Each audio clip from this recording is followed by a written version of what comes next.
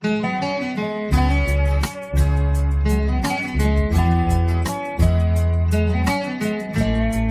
மத்தே சமையல் ரெடி ஆயிட்டு இருக்கு, ரொம்ப ஸ்லோவா போயிட்டு இருக்கு. ஆமாங்க, வெளியூர் போயிட்டு வந்ததுனால சாப்பாடு வச்சு ரசம் வச்சிருக்கேங்க. தொட்டுக்கிறதுக்கு தான் என்ன பண்ணலாம்னு பாக்குற ஐடியா பண்ணிட்டு இருக்கேன். காய்கறி ஒண்ணும் இல்லையா? காய்கறி ஒண்ணும் இல்ல, தீந்துருச்சுங்க. சரி, பாத்தீங்க வீட்ல பாத்தீங்கன்னா நெத்திலி கருவாடு கொஞ்சம் வச்சிருக்கேன். ஓ, நெத்திலி கருவாடு இல்ல இது, இது வந்து ஐர மீன் கருவாடு. ஐர மீன் கருவாடு கொஞ்சம் இருக்குதுங்களா, எடுத்து வச்சிருக்கேன். ஓகே, இதுல என்ன பண்ணலாம்னு பாக்குறீங்களா? பொரியல் பண்றியா என்ன பண்ற? பொரியல் பண்ணல, கொஞ்சம் சாப்பாடு ஊத்தி சாப்பிடுற மாதிரியே செஞ்சுக்கலாம். கருவாடு தொக்கு பண்ணிக்கலாமா? தொக்கு பண்ணிக்கலாங்க. சரி, நான் பண்றது நீ பண்றியா? இல்ல, நீங்க கொஞ்சம் பண்ணி கொடுத்துருங்க, இன்னைக்கு எனக்கு கொஞ்சம் டயர்டா இருக்கு. சரி, ஓகே. அப்போ கருவாடு, ஐர மீன் கருவாடு தொக்கு இன்னைக்கு பண்ணிடலாங்க. அது தேவையான பொருள் எல்லாம் ரெடி பண்ணிட்டு உங்களுக்கு காமிக்கிறேன். இப்போ நம்ம கருவாடு தொக்கு செய்யறதுக்கு நம்ம வந்து ஒரு பாத்திரத்துல சுடுதண்ணி வச்சிருக்குங்க, இந்த கருவாடை கிளீன் பண்றதுக்காக.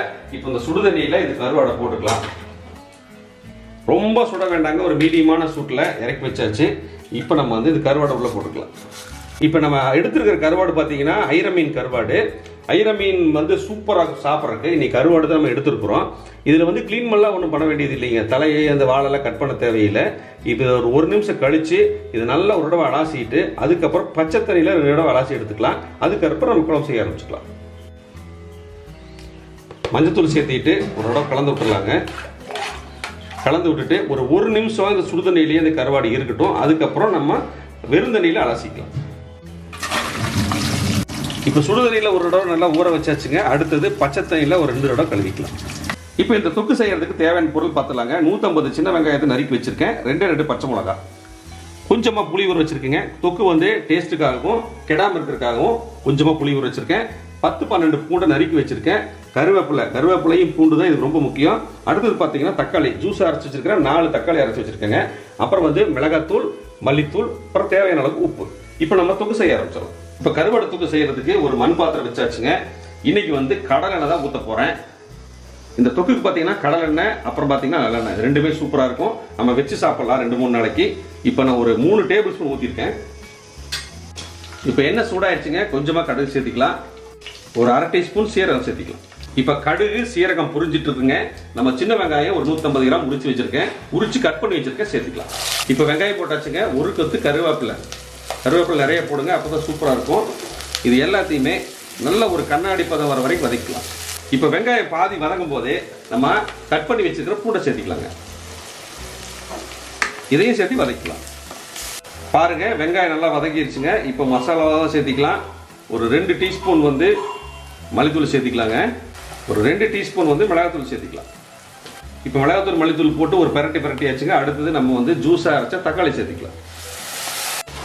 இப்போ தக்காளி பார்த்தீங்கன்னா நான் ஜூஸாக அரைச்சி வச்சுருக்கேன். அரைச்சி ஊற்றும் போது பார்த்தீங்கன்னா சீக்கிரமாக வதங்கிடும். இல்லை நீங்கள் கட் பண்ணி போகிறதா இருந்தால் சிறுசாக கட் பண்ணி போட்டுக்கலாம். இப்போ இதை நல்லா எண்ணெய் பிரிஞ்சு வர வரைக்கும் நல்லா வதக்கலாங்க. தக்காளி வந்து நல்லா எண்ணெய் பிரிஞ்சு வரணும். பாருங்க, தக்காளி நல்லா வெந்து எண்ணெய் பிரிய ஆரம்பிச்சிருச்சு. இப்போ வந்து நம்ம புளிக்கரசல் ஊற்றிக்கலாம். கொஞ்சமாக புளி ஊறச்சுன்னு பார்த்தீங்களா, புளிக்கரசல் ஊற்றிக்கலாம்.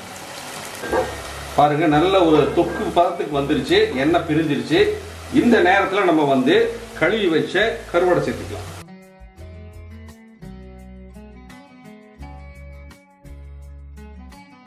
இப்போ நம்ம கருவாடை சேர்த்தியாச்சுங்க. ஒரு இடம் கலந்துக்கலாம். இப்போ நல்லா கலந்து விட்டு போட்டு ஒரு மீடியமான ஃப்ளேமில் ஒரு 2 நிமிஷம் விடலாங்க. அதுக்கப்புறம் நம்ம திறந்து பார்க்கலாம். அட்டகாசமான ஒரு ஐர மீன் கருவாடு தொக்கு சூப்பராக வந்திருக்கு. நல்ல ஒயிட் ரைஸுக்கு வச்சு சாப்பிட்டோம்னா செம கணக்கில் இருக்கும். ரச சாதம், சாம்பார் சாதம் எல்லாத்துக்குமே சூப்பராக இருக்கும். இதை நம்ம வந்து வேற ஒரு பிளேட்டுக்கு மாற்றிக்கலாம். தூயமல்லி அரிசி சுட சாப்பாடு செஞ்சு வச்சிருக்குங்க. இதுக்கு தொட்டுக்கு பார்த்தீங்கன்னா இந்த கருவாடு தொக்கு கலக்கலாக இருக்கும் பாருங்க.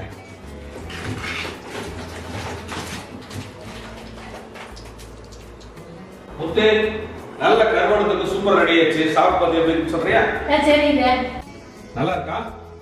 சாப்பிட்டு பார்த்து சொல்றேன் எப்படி இருக்குன்னு. அப்படியா? Very good. சீக்கிரம் சாப்பிட்டு சொல்லு எப்படி இருக்குன்னு. சீக்கிரம் சாப்பிட்டு சொல்றேன். எப்படி காரம் மிளகா இருக்கா? சூப்பரா இருக்குங்க. உப்பு காரம்லாம் கரெக்ட்டா இருக்கு எல்லாமே. ஓகே. ஒரு சூப்பரான ஐர மீன் கருவாடு தொக்கு ரெடி பண்ணி காமிச்சிருக்கேன். ரொம்ப சிம்பிள் அண்ட் ஈஸியா இருக்கும். ட்ரை பண்ணி பார்த்துட்டு எப்படி கமெண்ட் சொல்லுங்க.